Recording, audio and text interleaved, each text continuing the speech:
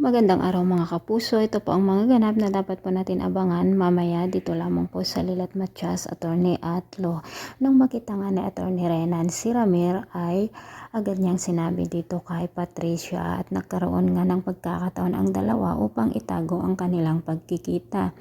Nagkita naman sina Lilet at Ramir dito sa restaurant na kung saan ay nagtagpo sina Patricia at Attorney Renan at nagkunwari naman itong si Patricia na mayroon siyang kamiting na isang kaibigan. Niyaya nga ni Ramir na kumain si Patricia, ngunit hindi ito pumayag kung kaya't sila na lang ni Lilet ang kumain sa labas.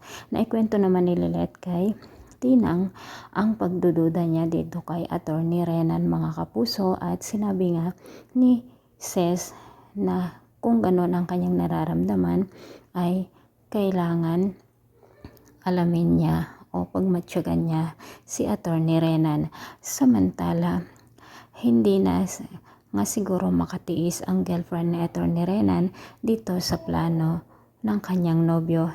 Lalo pa nang sabihin nito na gusto niyang pakasalan si Ira upang sa ganun nga ay lalong mapaikot niya sa kanyang mga kamay ang kanyang paghihiganti dito sa magkapatid.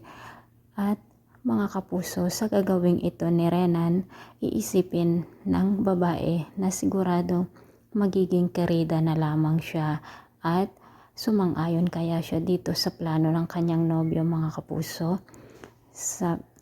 Samantala, gagawa na naman ng paraan itong si Patricia upang sa ganun nga ay lalong mawala si Lilet sa kanilang landas at maging kasabot pa rin niya itong si Renan dito sa kanilang mga planong masama laban dito sa magkapatid.